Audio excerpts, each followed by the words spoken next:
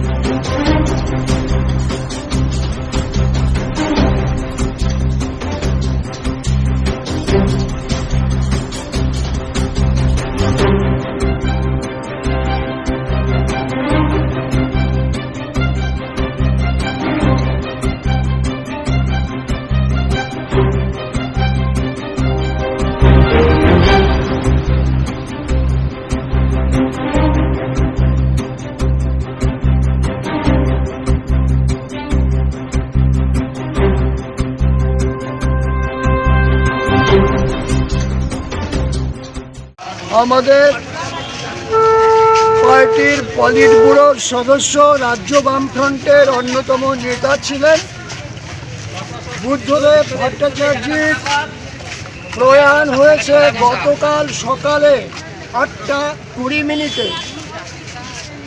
আমরা তার স্মৃতির উদ্দেশ্যে শ্রদ্ধা জ্ঞাপন করছি।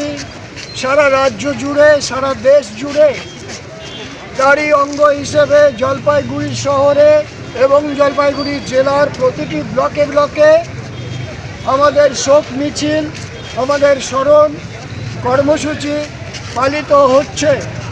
আমরা কমরেড বুদ্ধদেব ভট্টাচার্যের স্মৃতির প্রতি শ্রদ্ধা জ্ঞাপন করছি এবং তার পরিবার পরিজনের প্রতি আমরা সমবেদনা জ্ঞাপন করছি। সেই দিকে লক্ষ্য রেখে আমাদের কর্মসূচি পালিত হয়েছে।